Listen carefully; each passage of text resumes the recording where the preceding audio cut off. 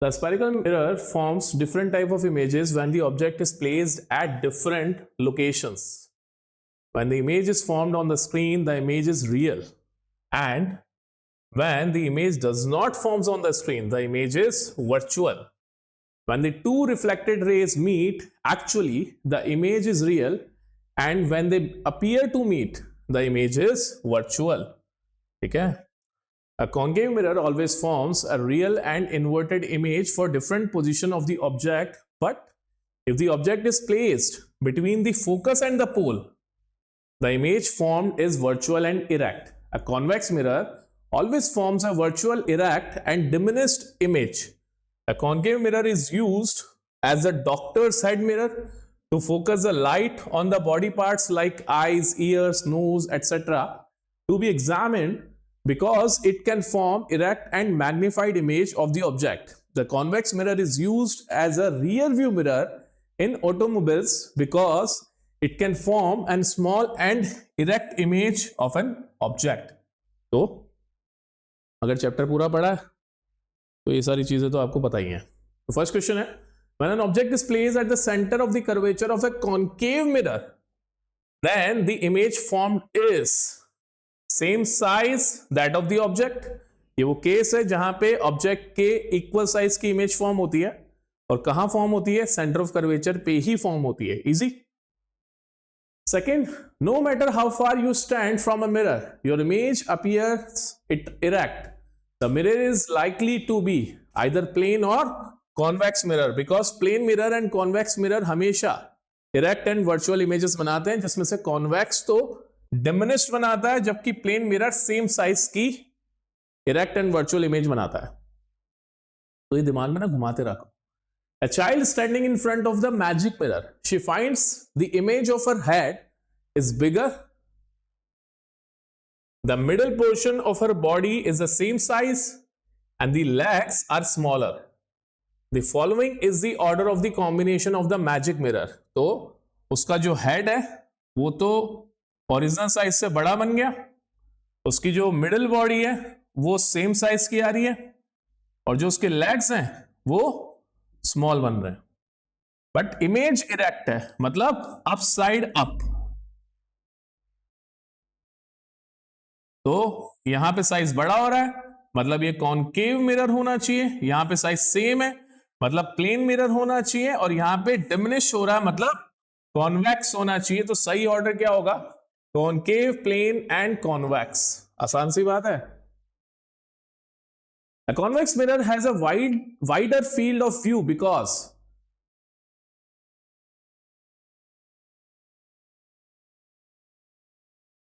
the image formed is much smaller than the object and large number of images can be seen.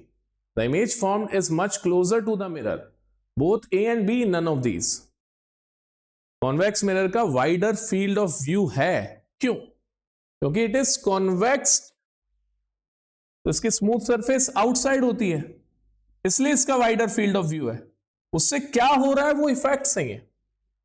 इससे multiple चीजों को आप एक time पे देख सकते हैं. इससे आप चीजों को क्लोजर दिखाई देती हैं, इससे आपको चीजें क्लोजर दिखाई देती हैं.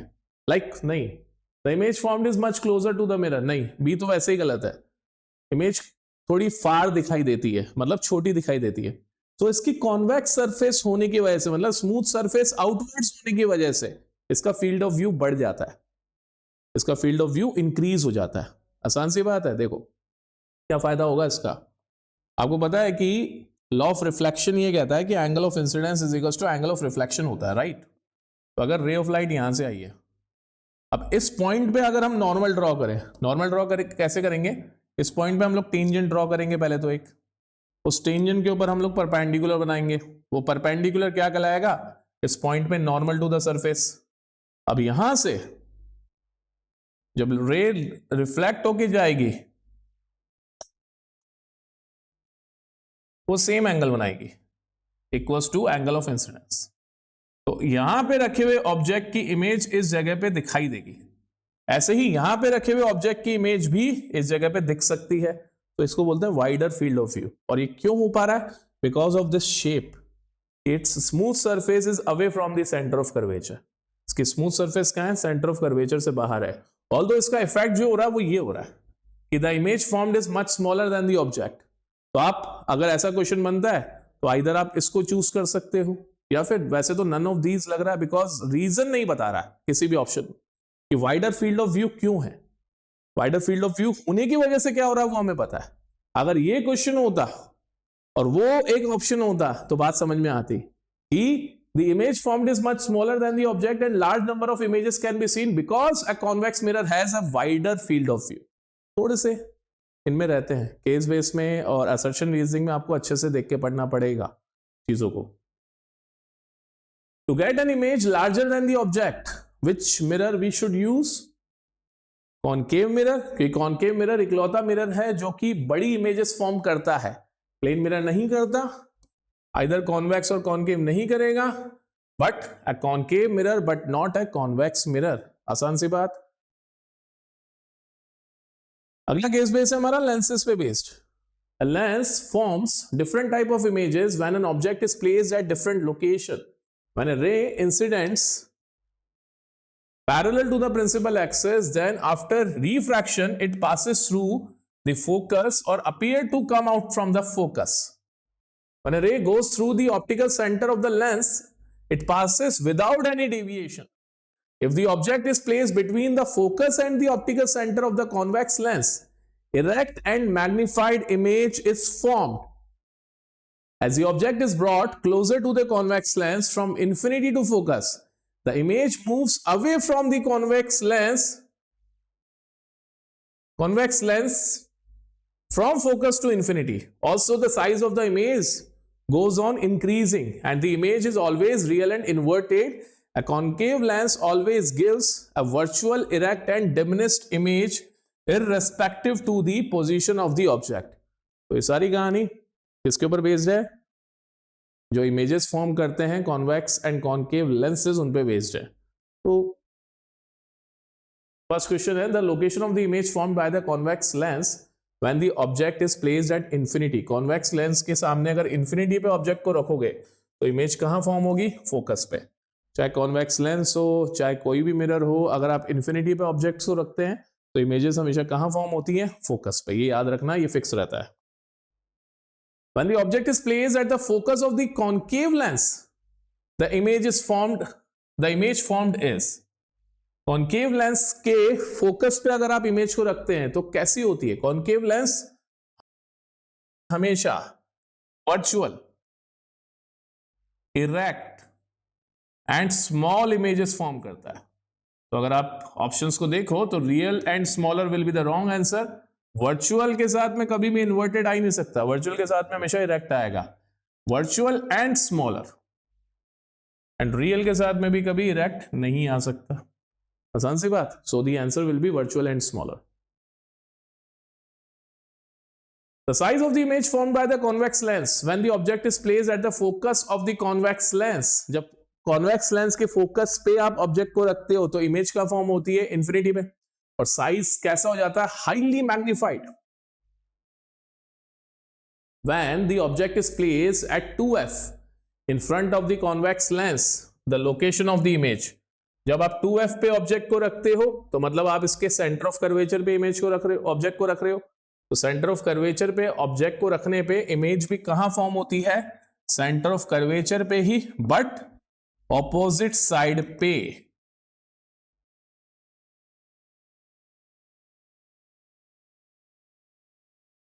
ठीक है। सो एट्स 2f but on the other side. साथ ही साथ इमेज जो होती है रियल इन्वर्टेड होती है एंड उसका साइज सेम होता है as the object. At which location of object in front of the concave lens the image between focus and optical center is formed। concave lens के लिए आप ऑब्जेक्ट को कहीं भी रखो, इमेज एक ही जगह बनती है। कहां पे? Between the focus and optical centre, और वो पोजीशन कुछ भी हो सकती है। ठीक है। So anywhere between centre and infinity, centre और इंफिनिटी के बीच में कहीं पे भी आप रख दो तो आपको इमेज कहां मिलेगी? हमेशा between the focus and center। Lenses are objects made of transparent material such as glass or clear plastic। that has curved surfaces, diverging lens are thicker at the center and makes light rays passing through them spread out. Diverging मतलब concave, पर thinner at center होना चाहिए गलत लिखा हुआ है ना. Diverging lenses are thinner at centre, इसको सही करना पड़ेगा. ठीक है. Converging lenses are thicker at the middle. ठीक है.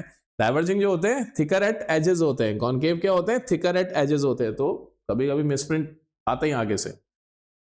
सो converging lenses are thicker in the middle than at this edges and make light ray passing through them force at a point. तो जो भी लाइट कॉन्वेक्स लेंस में से होके जाती है, मतलब कन्वर्जिंग लेंसेज में से होके जाती है, उनको वो एक ही पॉइंट पे कन्वर्ज करवाने की कोशिश करवाते हैं. ठीक है. ये कॉन्वेक्स, ये कॉनकेव, ये बीच में से थिक है, ये बीच में से थिन है.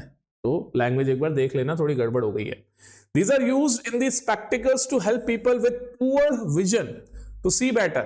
The converging lenses magnify by bending the rays of light that passes through them to meet at the point called focus. Thicker the converging lens is at the center, the more it magnifies and closer the focus is to the lens. तो जितना मोटा हमारा convex lens होता है, उतना ज्यादा वो light को कन्वर्ज करता है, उतना ही क्लोज उसका फोकस होता है लेंस से. ठीक है. उतना ही क्लोज उसका फोकस होगा लेंस से. सो Ravi uses two lenses A and B of same size and same material as shown in the figure. P1 and P2 are the powers. The principal axis in turn. Let I1 and I2 be the images formed by two lenses respectively. What is the relation of the image distance of both the lenses? देखो P1 और P2 उनकी powers हैं और I1 और I2 उनकी images हैं. आपको image distances के रिलेशन निकालना है.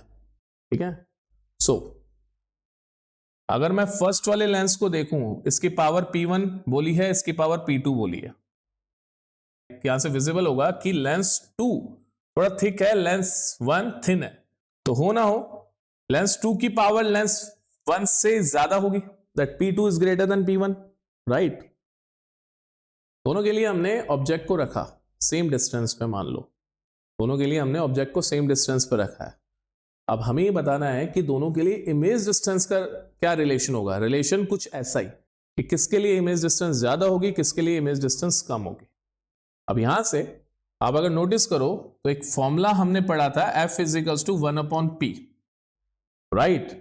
तो focal length is inversely to power, या focal length is inverse of power. तो हो ना हो मैं यहां से कंक्लूजन निकाल सकता हूं, सिंस P2 बड़ा है तो फर्स्ट वाले के लिए फोकल लेंथ जो होगी वो ज्यादा होगी सेकंड वाले के कंपैरिजन में फोकल लेंथ के. देखो पावर कम मतलब फोकल लेंथ ज्यादा. रिलेशनशिप आपकी आंखों के सामने, F is inversely proportional to P, और वैसे तो F is inverse of P होता है, मतलब रेसिप्रोकल होता है. तो अगर पावर ज्यादा तो फोकल लेंथ कम. तो मुझे पता पड़ गया कि फर्स्ट की फोकल लेंथ ज्यादा है और सेकंड की फोकल लेंथ कम है. इसका फोकस यहां पे है, इसका फोकस यहां पे. ठीक है. अब मुझे इमेज डिस्टेंस निकालनी है. इमेज डिस्टेंस का फॉर्मूला क्या होता है, 1/F is equals to 1/V minus 1/U, या फिर 1/V is equals to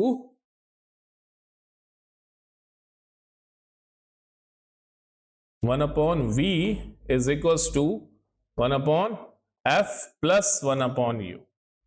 Right. So अगर मैं फर्स्ट वाले लेंस के लिए इमेज डिस्टेंस निकालना चाहता हूं तो 1/V1 इज इक्वल्स टू क्या बन जाएगा, 1/F1 plus 1/U. So 1/V1 will be U plus F1 upon F1U. So V1 की वैल्यू क्या आ जाएगी, F1U upon U plus F1. ठीक है. दोनों में U सेम है, दोनों में U का कोई फर्क नहीं है. ऐसे ही सेकंड वाले लेंस के लिए जो इमेज डिस्टेंस आ जाएगी वो डायरेक्टली मैं क्या लिख सकता हूं, F2U upon U plus F2. अब हमें ना रिलेशनशिप पूछा गया है V1 और V2 का, तो क्यों ना मैं इन दोनों का रेशियो ले लूं. मुझे इन दोनों का रेशियो ले लेना चाहिए. ठीक है. तो मैं रेशियो ले रहा हूं V1/V2. तो यहीं पे कर लेता हूँ, जगह नहीं है, इस क्वेश्चन ने पूरा स्पेस ऑक्यूपाई कर रखा है। तो v1 अपॉन v2 क्या बन जाएगा, f1u upon f1 plus u, then f2u upon f2 plus u, u से u कैंसिल हो गया, ये न्यूमरेटर में चला गया, तो ये बन जाएगा f1 f2 प्लस u, और यहां हो जाएगा f2 f1 प्लस u। दोनों में u सेम है,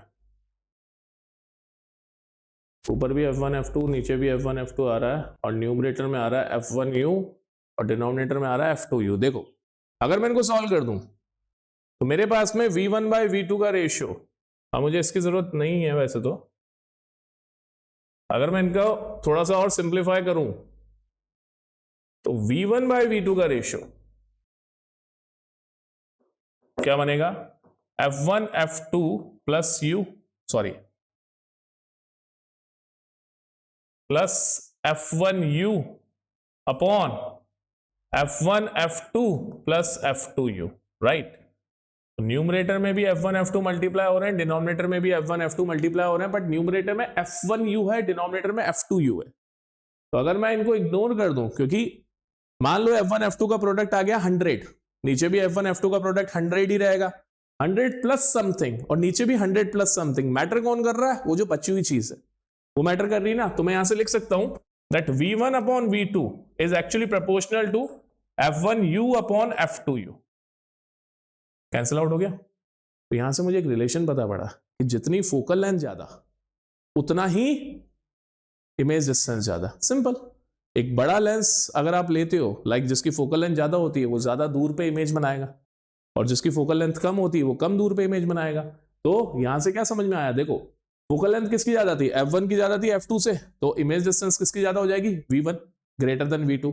सो i1 will be greater than i2 और v1 will be greater than v2। तो फर्स्ट क्वेश्चन का आंसर क्या होगा, v1 is greater than v2। But ये आप कंक्लूजन याद रखना कि जैसे power is inversely proportional to focal length है, वैसे ही image distance is directly proportional to focal length. ठीक है, image distance is also directly proportional to focal length. आसान। तो जिसकी फोकल लेंथ ज्यादा उसके लिए इमेज डिस्टेंस ज्यादा। Write down the relation between the power of the lens, power of both the lenses. तो दोनों की पावर ऑफ लेंस का मैंने वैसे रिलेशन लिख दिया कि P2 is greater than P1, क्योंकि P2 में कर्वेचर ज्यादा है, तो जितना लेंस थिक होता है उतनी ज्यादा उसकी पावर होती है और उतनी कम उसकी फोकल लेंथ होती है। Easy. Meenakshi uses above to lenses A and B along with another two lenses C and D, और C और D आपको नीचे दिखाई दे रहे हैं। इसमें से C तो है एक डुअल या बाय कॉनकेव लेंस और D है प्लेनो कॉन्वेक्स लेंस। ठीक है, she is able to see the subject matter on the blackboard while sitting in the front row in the classroom, but is unable to see the same matter while sitting in the last row. Which of the above four lenses will she require to correct the defect of her vision? देखो lenses से related question आ गया, but किससे connected है, human आई से। तो आपको पता ही है ऐसे क्वेश्चन में क्या है, उसको कोई डिजीज होगी। कौन सी डिजीज है, मायोपिया, क्योंकि उसको बोर्ड का कंटेंट नहीं दिखाई दे रहा, तो उसको कौन सा वाला लेंस यूज करना चाहिए, lens C concave lens. Why, because she has myopia and she requires the concave lens to correct the vision. Why को तो आप बहुत डिटेल में एक्सप्लेन कर सकते हो, आपको मायोपिया के बारे में पता है। Natasha places an object on the principal axis of above given lens A. The one end of this object coincides with the focus and the other end with 2f. What will be the nature of the image formed by the lens on the other side?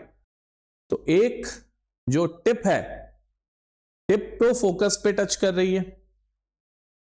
कुछ ऐसा situation है कि उसने जो lens use करा है that is lens A which is convex lens. तो उस लेंस के फोकस से लेकर 2f के बीच में उसने ऑब्जेक्ट को रख दिया। मान लो उसने एक पेंसिल को रख दिया कुछ इस तरीके से, तो पेंसिल की टिप तो जो है वो फोकस के ऊपर है, और पेंसिल की जो बैक साइड है या पेंसिल का जो एंड है वो कहां है, 2f के ऊपर। नेचर क्या होगा इमेज का, the object is between 2 and f। Object f से p के बीच में तो नहीं है, या f से o के बीच में तो नहीं है, ऑब्जेक्ट अगर एफ से ओ के बीच में होता तो वर्चुअल इमेज होती, तो ऐसे में कौन सी इमेज बनेगी? Real and inverted. आसान सी बात है, easy. On the basis of refraction of light, the refractive index refers to the measure of the bending of ray of light when it passes from one medium to another medium. It can also be defined as a ratio of the velocity of the light ray in vacuum or air to the velocity of light the medium. It has no unit. So the refractive index of diamond is 2.42. What is the meaning of this statement?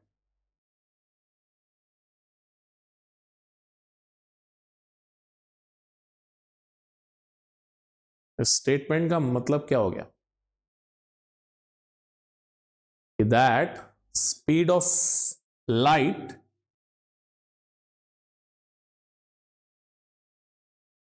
In diamond is 1/2.42 times speed of light in vacuum. ठीक है, तो diamond के अंदर light की speed vacuum के comparison में 1/2.42 times रह जाती है, मतलब उतनी से उतने रेशियो से कम हो जाती। एक लाइन बताई थी मैंने रिफ्रैक्शन के लिए, higher the refractive index means denser the medium means lesser the speed of light in that medium. तो डायमंड का रिफ्रैक्टिव इंडेक्स बहुत ज्यादा होता है, ठीक है, इसलिए ये एक फिनोमेना भी एग्जीक्यूट करता है, टोटल इंटरनल रिफ्रैक्शन। बट इसको मैं कैसे इस रिफ्रैक्टिव इंडेक्स से मैं क्या कंक्लूजन निकाल सकता हूं? देखो, रिफ्रैक्टिव इंडेक्स का फॉर्मूला होता है C/V। किसी भी मीडियम का रिफ्रैक्टिव इंडेक्स होता है speed of light in vacuum and उस मीडियम में लाइट की स्पीड का रेशियो। तो कंक्लूजन कैसे निकाला मैंने?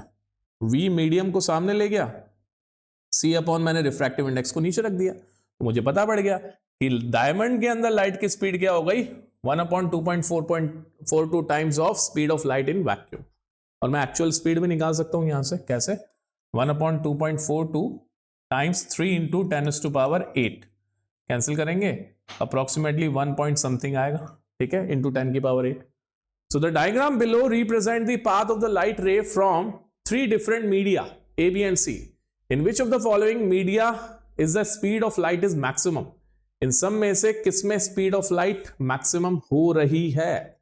देखो, तीनों मीडिया के अंदर आपको बेंडिंग टुवर्ड्स और अवे नहीं दिखा रहा है, ठीक है, आपको 50, 45, 40 मतलब हर केस में मीडियम को ये डेंस बता रहा है। एयर से जहां से लाइट एंटर कर रही है दूसरे मीडियम में, medium a, medium b, medium c, तीनों के अंदर ये डेंस मीडियम है in comparison to the air. Why? Because the angle of refraction is reducing. अब विदाउट कैलकुलेशन आप ये देखो कि किसमें एंगल में रिडक्शन सबसे कम हो रहा है। यहां पे देख रहे हो आप, इंसिडेंट एंगल 60 डिग्री था, एंगल ऑफ रिफ्रैक्शन 40 डिग्री है, मतलब 20 डिग्री से डेविएट हो गई लाइट। यहां पे 60 डिग्री और 45 डिग्री मतलब 15 डिग्री से डेविएट हो गई। यहां पे 60 डिग्री और 50 डिग्री मतलब सिर्फ 10 डिग्री से डेविएट हुई है। मतलब फास्टेस्ट स्पीड किसमें होगी? ए में, इन तीनों में से। समझ गए? विदाउट कैलकुलेशन, आपको सिर्फ लॉजिक याद होना चाहिए। Refractive index of diamond with respect to the glass is 1.6. If the absolute refractive index of the glass is 1.5, then what is the absolute refractive index of diamond? ये question दे रखा है relative refractive index का। That refractive index of one medium with respect to another medium is known as relative refractive index. तो first medium का refractive index अगर μ1 है, second medium का refractive index अगर μ2 है, तो इनका रिलेटिव रिफ्रैक्टिव इंडेक्स ऐसे लिखा जाएगा। तो हमें दे रखा है the refractive index of glass is 1.5, ये हमारा मीडियम 2 होगा। और ग्लास के रेस्पेक्ट में डायमंड का रिफ्रैक्टिव इंडेक्स दे रखा है 1.6, तो ये किसके इक्वल हो जाएगा? 1.6 के। और यहां से ये जो निकलेगा ये डायमंड का रिफ्रैक्टिव इंडेक्स रहेगा, क्रॉस मल्टीप्लाई करवा लो, तो μd इसकी वैल्यू कितनी आ जाएगी? अप्रोक्सीमेटली 2.42। मुझे कैसे पता? पहले दे ही रखा। इजी, पर कैलकुलेट करके देख लेना, हो सकता है डेटा बदल दिया जाए, ठीक है ना? कैलकुलेट करके देख लेना। Refractive index of turpentine oil, kerosene and alcohol are 1.47, 1.44 and 1.36 respectively. On the basis of this information, complete the following ray diagram to show the path of the ray of light through each of the medium. ठीक है, so initially light turpentine oil में थी, अब light turpentine oil से kerosene में जा रही है, तो टर्पेंटाइन ऑयल का रिफ्रैक्टिव इंडेक्स हमें दे रखा है दैट इज 1.47 और 1.47 से ये 1.44 में जा रही है, मतलब higher to lower refractive index में ये एंटर कर रही है। तो higher to lower refractive index में अगर लाइट एंटर करेगी तो ये अवे फ्रॉम नॉर्मल बैंड होनी चाहिए, मैंने नॉर्मल बना दिया और light away from normal band हो जाएगी। अब नेक्स्ट बाउंड्री पे लाइट कैरोसिन से अल्कोहल में जा रही है। अब अगर आप देखो तो कैरोसिन का refractive index is 1.44 and alcohol का 1.36, बहुत ज्यादा फर्क है इनमें, ज्यादा फर्क है। तो आपको एक बात का ध्यान रखना पड़ेगा कि अगर डिफरेंस ज्यादा हो जाए ना रिफ्रैक्टिव इंडिसेस का, तो बैंडिंग में आपको ज्यादा दिखानी है, तो इसलिए अवे फ्रॉम नॉर्मल तो होगा बिकॉज लाइट और ज्यादा रेयर मीडियम में जा रही है, तो बट इस केस में रिफ्रैक्टिव इंडिसेस का डिफरेंस ज्यादा हो गया, तो मैं बेंडिंग थोड़ी और ज्यादा एग्रेसिवली बढ़ा के दिखा रहा हूं। ठीक है, यहां मैंने उतनी ज्यादा बेंडिंग नहीं दिखाई, यहां पे भी अवे फ्रॉम नॉर्मल करवाया है मैंने, नहीं लग रहा तो मान लेना कि मैंने अवे फ्रॉम नॉर्मल करवाया है, बट यहां पे कुछ ज्यादा करवाया क्योंकि यहां का रिफ्रैक्टिव इंडेक्स और भी कम है। Easy. Aditya and his friend Manoj placed a candle flame in front of a convex lens at various distances from it and obtained the image of the candle flame on the white screen. He noticed down the position of the candle screen and the lens as under. The position of the candle is 20 centimeter. The position of convex lens is 50 centimeter. And the position of the screen is 80 centimeter. अब आपको ना यहाँ पे U, V, F कुछ भी नहीं दिया हुआ, आपको सीधा एक एक्सेस या एक स्केल के ऊपर रख के इनकी पोजीशन दे दी गई, जहां से भी ये डिस्टेंस मेजर करी गई है।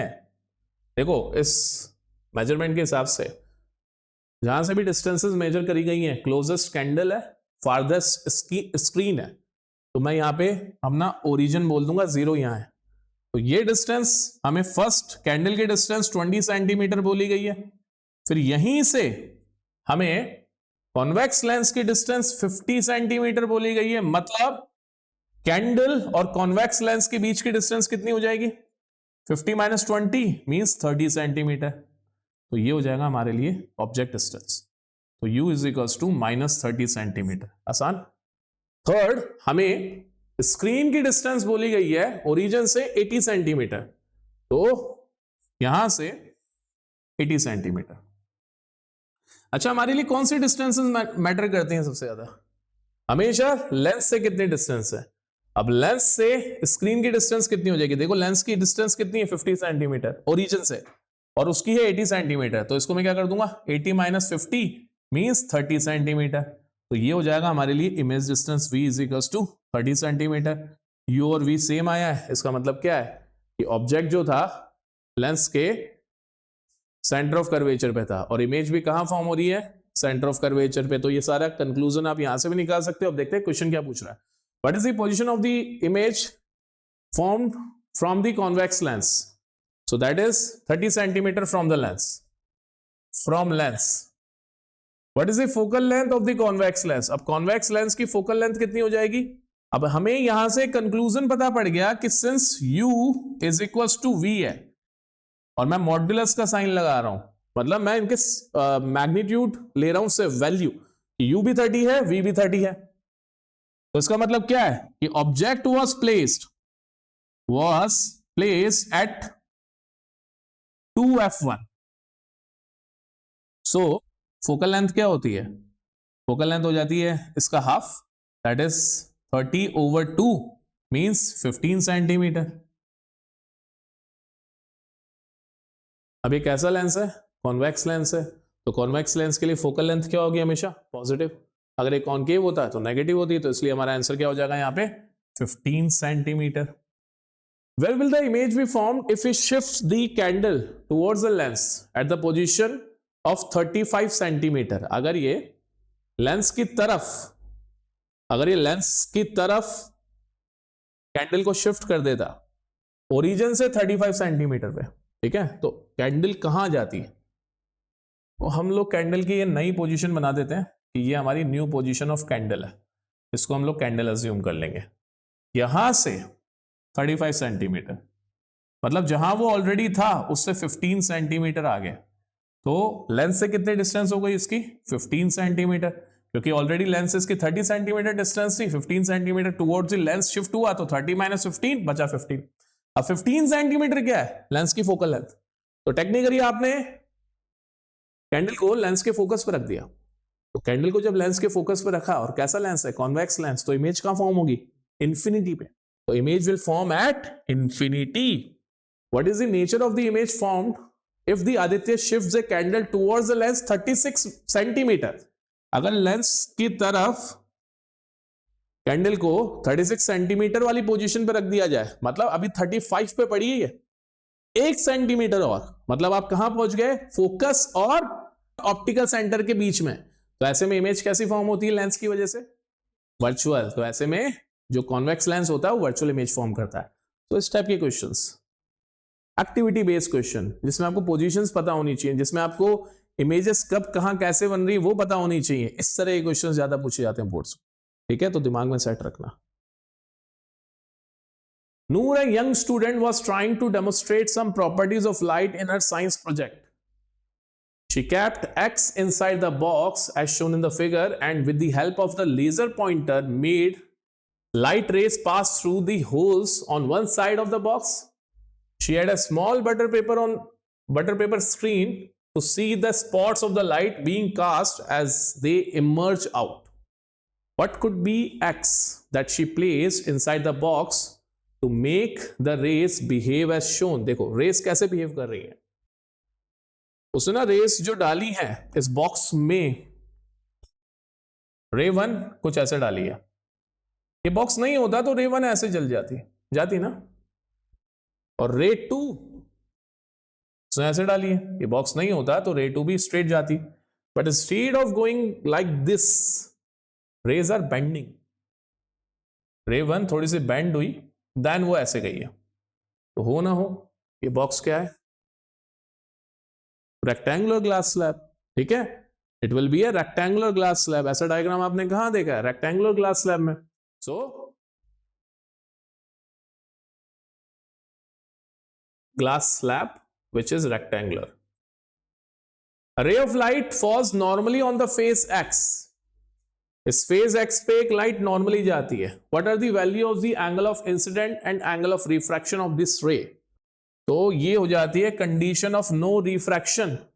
जब भी कोई रे किसी फेस पे नॉर्मली गिराई जाती है तो ऑब्वियसली उसका एंगल ऑफ इंसिडेंस कितना हो जाता है, 0 डिग्री।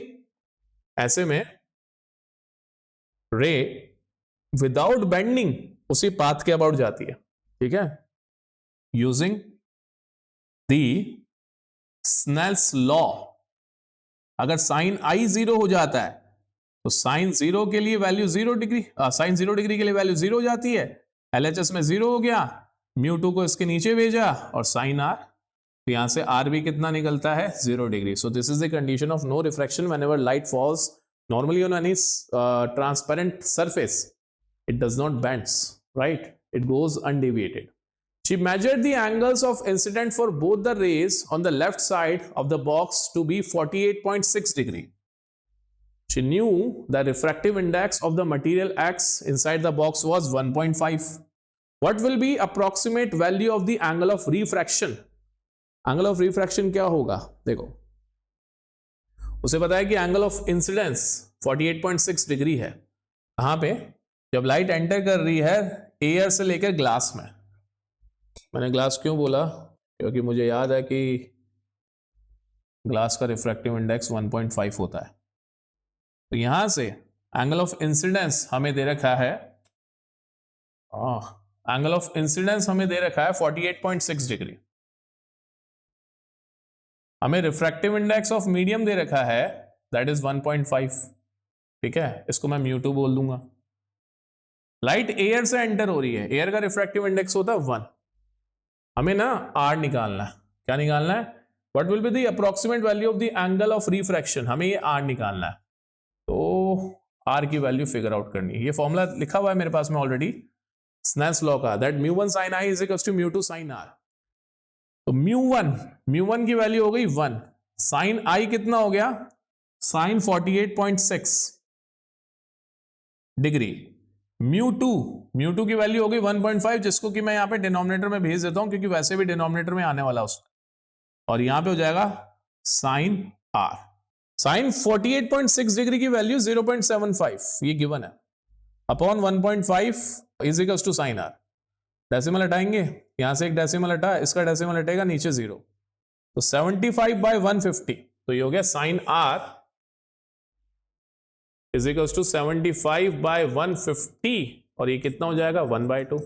और आपको पता है कि साइन के लिए 1/2 वैल्यू कहां होती है, 30 डिग्री पे, तो r कितना हो जाएगा 30 डिग्री। ठीक है।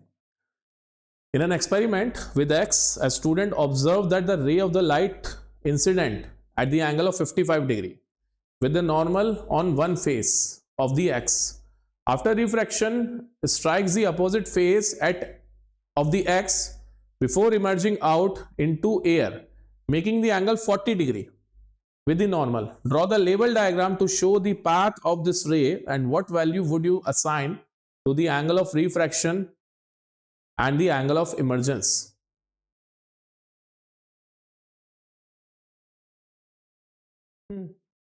देखो एंगल ऑफ इंसिडेंस ऑलरेडी हमें 55 डिग्री दे दिया गया। ठीक है, यहां पे दूसरे वाली सरफेस से निकलने से पहले इसने जो एंगल बनाया 40 डिग्री बनाया, और हमें पता है कि ग्लास स्लैब से जब भी लाइट इमर्ज आउट होती है तो उसका एंगल जो होता है, एंगल ऑफ इमर्जेंस, वो किसके इक्वल होता है, एंगल ऑफ इंसिडेंस के। तो ये 55 है, तो यहां पे भी हमें क्या लेना पड़ेगा 55 डिग्री। ऑल्सो ये 40 है, तो इसको भी क्या लेना पड़ता है 40 डिग्री। इजी। तो ऐसा डायग्राम बना के आना पड़ेगा आपको, अगर आ गया तो बोर्ड में।